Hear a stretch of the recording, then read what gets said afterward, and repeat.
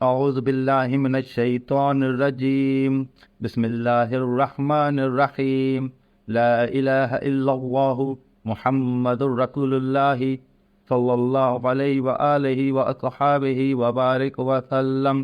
اللهم صل على سيدنا محمد النبي الأمي وعلى آله وأصحابه وبارك وسلم. اللهم صل على سيدنا محمد وآله وعترته بعدد كل معلوم لك. استغفر الله الذي لا إله إلا هو الحي القيوم وأتوب إليه. صلى الله تعالى على حبيبه محمد وسلم. يا حي يا قيوم. السلام عليك يا خاتم النبيين. صلوات الله عليك يا خاتم النبيين. اما بعد. تمام دیکھنے اور سننے والوں کو السلام علیکم ورحمۃ اللہ وبرکاتہ۔ آج دلائل السلوک سے ہم اولیاء اللہ کی پہچان پڑھیں گے۔ دلائل السلوک کتاب مولانا اللہ یا خان صاحب کی لکھی ہوئی ہے۔ تو ہم بسم اللہ کرتے ہیں۔ ولایت کے دو ارکان ہیں، جس میں یہ دونوں ارکان مستحق ہو گئے، وہ ولی اللہ ہے۔ ولی کی پہچان یہ ہے، اور اپنے قول کی صحت پر انہوں نے دلیل پیش کی ہے کہ ولایت کے دو رکن ہیں۔ ایک یہ کہ ظاہر میں شریعت کا متبع ہو، دوسرا یہ کہ اس کا باطن نور حقیقت میں مستغرق ہو۔ جب یہ دونوں باتیں پائی جائیں تو انسان کو ان کے حصول کی معرفت ہو جائے تو لازماً وہ اللہ کا دوست ہوگا، اللہ کا ولی ہوگا۔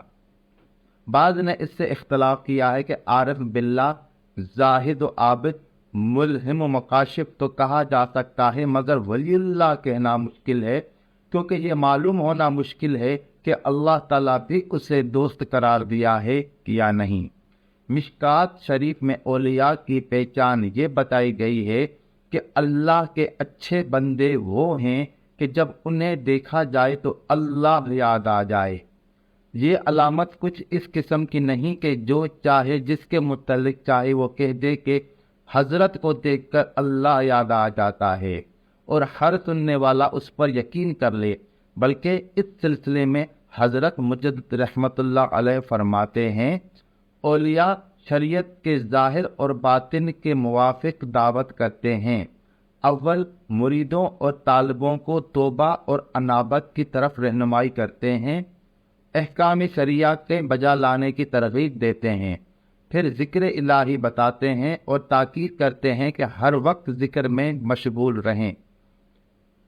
ظاہر ہے کہ ولی کو اس دعوت کے لیے جو شریعت کے ظاہر و باطن سے تعلق رکھتی ہے، خوارق کی کیا ضرورت ہے؟ پیری و مریدی اس دعوت سے مراد ہے، جس کا خوارق و کرامات سے تعلق اور واسطہ نہیں۔ وہ علامت جس سے اس گروہ کا سچا اور جھوٹا جدا ہو سکے یہ ہے کہ جو شخص شریعت پر استقامت رکھتا ہو، اس کی مجلس میں دل کو حق تعالیٰ کی طرف رغبت و توجہ پیدا ہو جائے اور ما سوا کی طرف سے دل سرد ہو جائے، وہ شخص سچا ہے۔ اولیاء اللہ کی امتیازی شان۔ صاحب تفسیر مظہری نے سورہ سبا کی تفسیر کے سلسلے میں فرمایا ہے کہ بعض اکابر پر کبھی ایسا وقت بھی آتا ہے کہ وہ قید زمان سے آزاد ہو جاتے ہیں۔ اس کا مطلب ہے وہ وقت کی قید سے آزاد ہو جاتے ہیں اور ماضی و مستقبل کو اپنے سامنے دیکھتے ہیں۔ اس پر صحیحین کی حدیث شاہد ہے کہ عبداللہ ابن عباس رضی اللہ عنہ راوی ہیں کہ حضور اکرم صلی اللہ علیہ وآلہ وسلم کے عہد میں سورج گہن لگا تو حضور صلی اللہ علیہ وسلم نے دوسرے لوگوں نے نماز خسوف پڑھی اور طویل قیام کیا۔ لوگوں نے دریافت کیا کہ ہم نے دیکھا کہ آپ صلی اللہ علیہ وآلہ وسلم کسی چیز کو پکڑنے کے لیے آگے بڑھے اور پیچھے ہٹے۔ آپ صلی اللہ علیہ وسلم نے فرمایا، میں نے جنت دیکھی، جنت کے میوے سے ایک خوشہ پکڑنا چاہا، اگر میں اسے پکڑ لیتا تو تم رہتی دنیا تک اسے کھاتے رہتے۔ یہاں پہ یہ نہ کہا جائے کہ حضور صلی اللہ علیہ وسلم نے جنت کی مثالی صورت دیکھی جیسے آدمی خواب میں دیکھتا ہے، کیونکہ حضور صلی اللہ علیہ وسلم کا یہ فرمانا، اگر میں اسے پکڑ لیتا تو تم رہتی دنیا تک اسے کھاتے رہتے، صاف ظاہر کرتا ہے کہ حضور صلی اللہ علیہ وسلم نے حقیقی جنت و دوزخ کا مشاہدہ کیا، صرف مثالی صورت نہیں دیکھی۔ فوائد: عارف قلب کی آنکھ سے ساری چیزیں دیکھتا ہے، مثلا منازل سلوک، بیت المعمور، بیت العزت، سدرۃ المنتہا، جنت، دوزخ، عرش، کرسی، لوح محفوظ، جنت کے ثمرات اور اس کی نہریں، ملائکہ، ارواح اور جنات وغیرہ، اور ان کا دیکھنا حقیقت پر محمول ہوتا ہے، ان اشیاء کی مثالی صورتیں نہیں ہوتی۔ نمبر دوسری بات یہ ہے کہ اولیاء اللہ زمین پر ہوتے ہیں مگر ان کی روح قید زمان و مکان سے آزاد ہوتی ہے۔ دوسری بات یہ کہ اولیاء اللہ سے دشمنی اللہ سے دشمنی ہے۔ یہ قاعدہ کلیہ ہے کہ علم تابع معلوم کے ہوتا ہے، اگر معلوم اعلیٰ اور عظیم ہے تو علم بھی عظیم ہوگا۔ اس قاعدے کی روشنی میں اس حقیقت پر غور کریں کہ وما خلقت الجن والانس الا لیعبدون، یعنی میں نے جنوں اور انسانوں کو صرف اس لیے پیدا کیا کہ وہ میری عبادت کریں، یعنی میری معرفت حاصل کریں۔ جب معرفت الہی حاصل ہو گئی تو مقصد تخلیق پورا ہو گیا، بس اسے مقبولین خدا جو غایت تخلیق کا مصداق ہیں ان سے دشمنی رکھنا کور باطنی کی دلیل ہے۔ منکرین اولیاء کے لیے وہی عذاب کافی ہے جو صحیح حدیث قدسی میں حضور صلی اللہ علیہ وآلہ وسلم سے مروی ہے۔ اللہ تعالیٰ نے فرمایا، جس نے میرے ولی سے دشمنی کی اس سے میں اعلان جنگ کرتا ہوں، یعنی میں نے اسے بتا دیا کہ میں اسے جنگ کروں گا۔ جس نے اللہ سے جنگ کی وہ کبھی نجات نہ پائے گا۔ اور علماء امت نے کہا ہے کہ محارب خدا تعالیٰ صرف دو ہیں، ایک منکر اولیاء اور دوسرا سود خور، اور ان میں سے ہر ایک کے متعلق خطرہ ہے کہ ایمان ضائع کر کے ہی مرے گا، اس لیے کہ اللہ تعالیٰ سے جنگ تو کافر ہی کرتا ہے۔ اور بہت کم عذاب منکرین اولیاء کے لیے یہ ہے، اور بہت کم عذاب منکرین اولیاء کے لیے یہ ہے کہ ان کی برکت سے محروم ہیں اور سوء خاتمہ کا خوف ہے۔ بعض عارفین کا فرمان ہے کہ جب دیکھو کہ کوئی شخص اللہ کے ولی کو تکلیف دیتا ہے اور برکات اصفیاء کا منکر ہے تو سمجھ لو کہ وہ اللہ سے جنگ کرنے والا ہے اور اللہ کے قرب سے دور اور مردود ہے۔ حضرت عبداللہ بن عمر رضی اللہ عنہ سے روایت ہے کہ حضرت عمر مسجد کی طرف گئے اور حضرت مغاد کو حضور صلی اللہ علیہ وسلم کی قبر شریف کے پاس روتے ہوئے پایا اور کہا، جس نے اولیاء اللہ سے دشمنی رکھی اس نے اللہ سے مقابلہ کیا۔ اللہ تعالیٰ ایسے نیک متقی اور پوشیدہ رہنے والے لوگوں کو پسند فرماتا ہے جو اگر موجود نہ ہوں تو ان کی تلاش نہیں کی جاتی اور اگر موجود ہوں تو انہیں پہچانا نہیں جاتا۔ ان کے دل ہدایت کے چراغ ہیں، وہ ہر اندھیرے سے باہر نکل چکے ہیں، یعنی ہر قسم کی جہالت اور اس کے فتنوں سے محفوظ ہیں۔ اس کا فائدہ یہ ہے کہ اولیاء اللہ سے دشمنی رکھنے کے دو عظیم نقصان ہیں۔ اول، دنیا میں ان کی برکت سے محرومی، دو، سوء خاتمہ۔ یہ دونوں امور حدیث قدسی سے ثابت ہو گئے۔ اب جو موضوع ہم آپ کو بتانا چاہتے ہیں وہ موضوع ہے ذکر الہی۔ تو اس موضوع کو آج ہم شروع کرتے ہیں۔ تو اس میں پہلا جو عنوان ہے وہ ذکر متعلق منصوص ہے، یعنی نصوص قرآنی سے ذکر الہی کا معمور ہونا ثابت ہے۔ 20 آیتیں موجود ہیں جن میں اللہ تعالیٰ کے ذکر کرنے کا حکم پایا جاتا ہے، اور یہ حکم کثرت کی قید سے ثابت ہے، البتہ کمیت اور کیفیت کے اعتبار سے متعلق ہے۔ کمیت کے اعتبار سے متعلق ہونے سے مراد یہ ہے کہ ذکر کی کوئی مقدار یا حد مقرر نہیں، یعنی اتنی مقدار میں ذکر کیا جائے یا اتنا وقت ذکر کیا جائے۔ اور کیفیت کے اعتبار سے متعلق ہونے سے مراد یہ ہے کہ کسی خاص حالت کی قید نہیں، یعنی انفرادی ہو یا اجتماعی، قیام ہو یا قعود یا اضطجاع، بس جس نوعیت کا ہو اور جس کیفیت سے ہو سب عموم نص میں داخل ہے۔ لہذا کسی خاص حالت یا نوعیت پر اصرار کرنا یا اعتراض کرنا کہ یہ طریقہ بدعت ہے، بیجا اعتراض ہے۔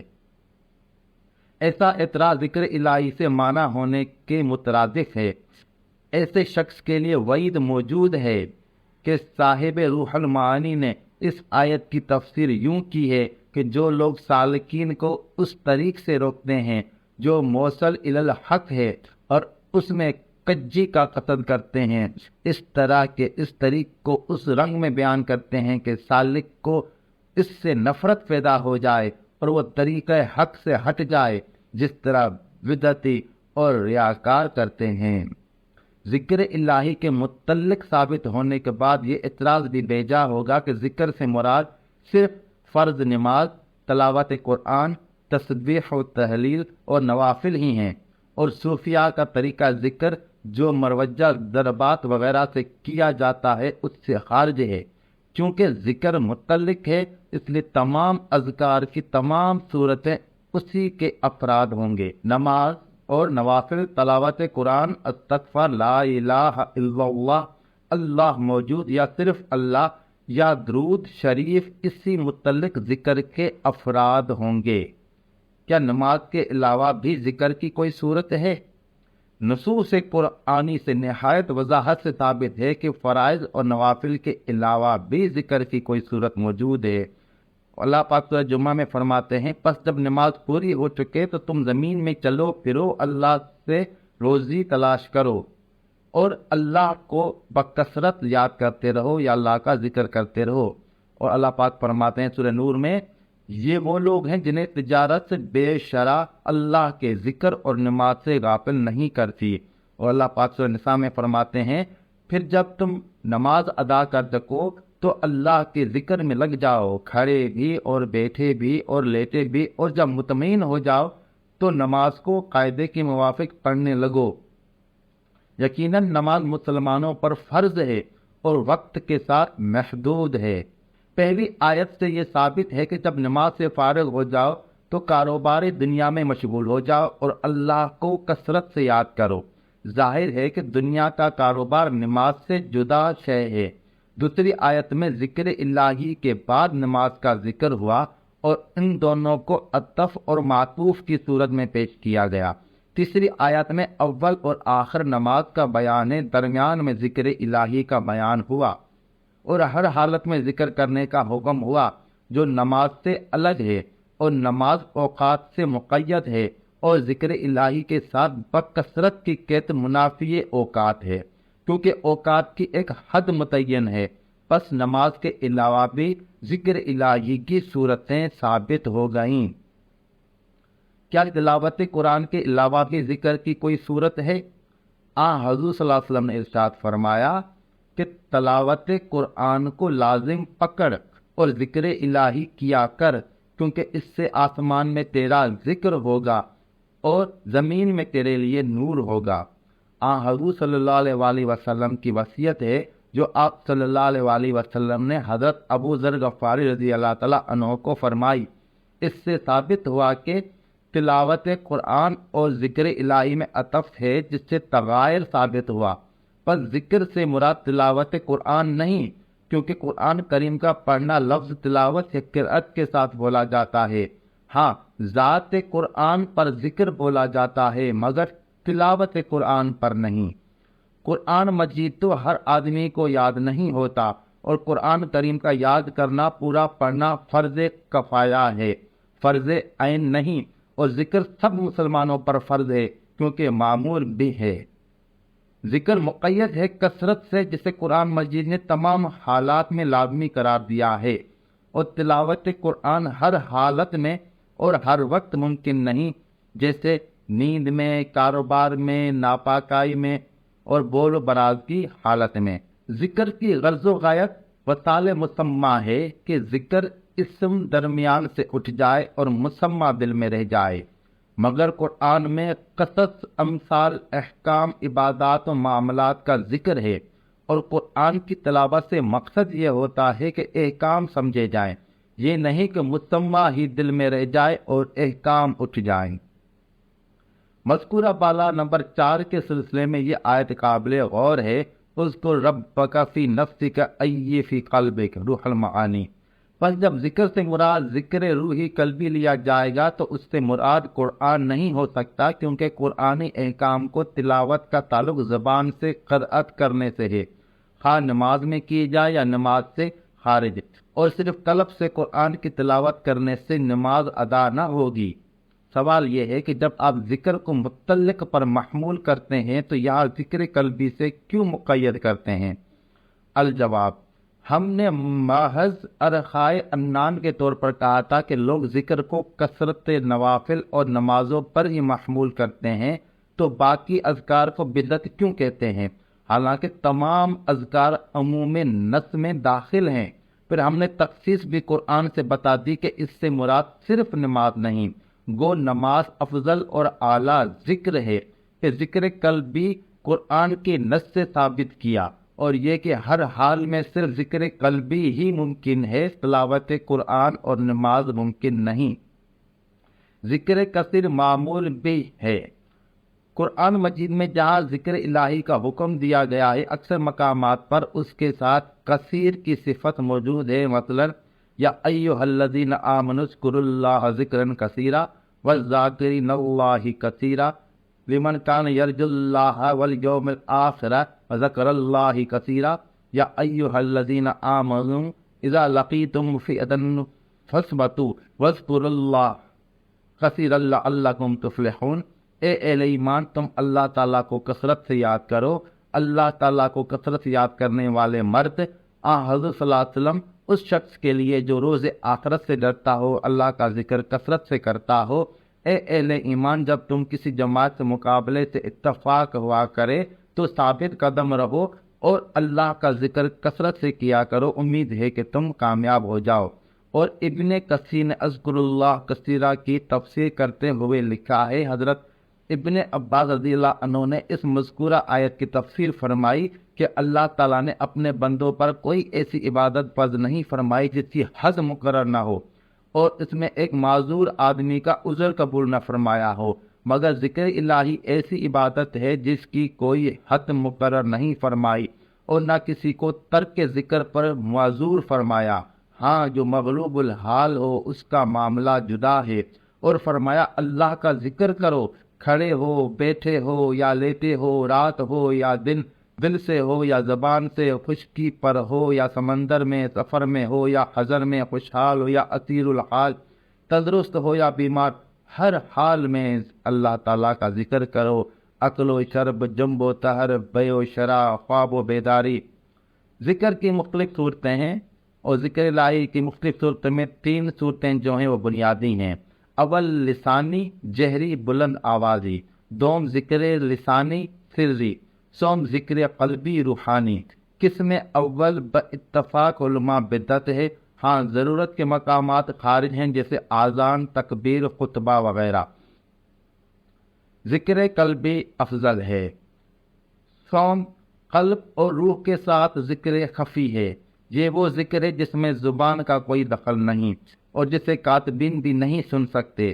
امام ابو یعلا نے حضرت عائشہ رضی اللہ تعالی عنہا سے روایت کی ہے کہ حضرت صلی اللہ علیہ وسلم نے فرمایا، جس ذکر خفی کو ملائکہ کاتبین سن نہیں سکتے اسے غیر ذکر خفی پر 70 گنا زیادہ فضیلت ہے۔ قیامت کے روز جب اللہ تعالی مخلوق کو حساب کے لیے جمع کرے گا اور کاتبین اپنی تحریریں پیش کریں گے تو اللہ تعالیٰ فرمائے گا کہ دیکھو اس کی کوئی نیکی رہ تو نہیں گئی، دیکھو اس کی کوئی نیکی رہ تو نہیں گئی۔ وہ عرض کریں گے ہمیں جو معلوم ہوا سب لکھ لیا۔ پھر اللہ تعالیٰ فرمائے گا اس کی ایک نیکی ایسی ہے جو تم نہیں جانتے، وہ ذکر خفی ہے۔ میں کہتا ہوں کہ ذکر خفی نہ منقطع ہوتا ہے اور نہ اس میں فتور آتا ہے۔ ذکر خفی کی فضیلت خود قرآن پاک میں موجود ہے کہ اللہ پاک نے فرمایا، قال تعالیٰ اذ نادا ربہ نداء خفی وفی ہذہ الآیۃ ذکر اللہ تعالی عبدہ صالحا ورضی عنہ۔ اس آیت میں اللہ تعالیٰ نے اپنے ایک نیک بندے کو یاد فرمایا اور اس کے اس فعل یعنی مخفی یاد کرنے کو پسند کیا۔ وقولہ تعالی واذکر ربک فی نفسک تضرعا وخیفا۔ اس آیت کی تفسیر میں امام راضی رحمۃ اللہ علیہ فرماتے ہیں کہ اللہ تعالیٰ نے نبی کریم صلی اللہ علیہ وسلم کو تبلیغ وحی کا حکم دینے کے بعد متصل ہی اس آیت کا حکم دیا کہ آپ صلی اللہ علیہ وسلم اپنے پروردگار کو دل میں یاد کریں، اور اس کا فائدہ یہ ہے کہ آدمی ذکر سے مکمل طور پر مستفید اسی صورت میں ہو سکتا ہے جب ذکر میں یہ صفت پیدا ہو جائے، کیونکہ اس شرط یعنی ذکر قلبی سے ذکر کرنا اخلاص اور تضرع سے زیادہ قریب ہے۔ اس کا فائدہ یہ ہے کہ ذکر خفی مبتدی کو ریا و سماع سے محفوظ رکھتا ہے اور منتہی کے لیے ما سوائے اللہ کی محبت سے انقطاع کل اور فنا فی المذکور کا پیسہ دیتا ہے، جیسا کہ حضور صلی اللہ علیہ وسلم نے فرمایا من عرف اللہ کل لسانی، اور تفسیر ابی مسعود میں ہے کہ اقفا تمام اذکار کے لیے عام ہے، کیونکہ اقفا ذکر خفی میں اخلاص کا عنصر سب سے زیادہ ہے اور قبولیت کے اعتبار سے اقرب ہے۔ اس کا فائدہ یہ ہے کہ عبادت کی قبولیت کا انحصار اخلاص پر ہے اور ذکر خفی میں سب سے زیادہ اخلاص پایا جاتا ہے۔ دوسری بات یہ کہ عبادت کا مقصود قبولیت ہے اور اقفا اقرب الی المقصود ہے۔ یہی وجہ ہے کہ صوفیہ کرام کی اکثرت نے ذکر خفی پر مواظبت کی ہے، اور جن سلسلوں میں سالک کی تربیت کے لیے ذکر جہر لسانی کرایا جاتا ہے وہ صرف مبتدی کے لیے ہے، اور منتہی کے لیے ان کے ہاں بھی ذکر خفی پر ہی زور دیا جاتا ہے۔ اور ذکر خفی کی فضیلت حدیث پاک میں موجود ہے کہ ابو سعید خدری روایت کرتے ہیں کہ میں نے حضور صلی اللہ علیہ وسلم کو یہ فرماتے سنا کہ بہتر ذکر ذکر خفی ہے، اور حضرت سعد بن ابی وقاص فرماتے ہیں کہ میں نے حضور صلی اللہ علیہ وسلم کو فرماتے سنا کہ بہترین ذکر ذکر خفی ہے، گو ذکر متعلق معمول بے ہے، مگر ہم نے قرآن و حدیث سے متوارث و متعامل ذکر کو لیا جو بطور میراث ہمیں سلف صالحین اور صوفیاء عارفین سے ملا ہے، اور جس کے افضل ہونے پر قرآن و سنت سے واضح دلائل ملتے ہیں۔ ہم حفظ مراتب کو محفوظ رکھتے ہیں، فرائض کو راس المال سمجھتے ہیں، اور نوافل کو بمنزلہ منافع جانتے ہیں، اور اذکار میں سب سے افضل ذکر قلبی کو سمجھتے ہیں، اور یہ قرآن و سنت کے عین مطابق ہے۔ تزکیہ نفس اسی سے حاصل ہوتا ہے، اور تزکیہ قلب ہی حقیقی کامیابی کا ضامن ہے۔ یقیناً جو لوگ خدا ترس ہیں، جب ان کو کوئی خطرہ شیطان کی طرف سے آ جاتا ہے تو ذکر میں لگ جاتے ہیں، سو یکایک ان کی آنکھیں کھل جاتی ہیں۔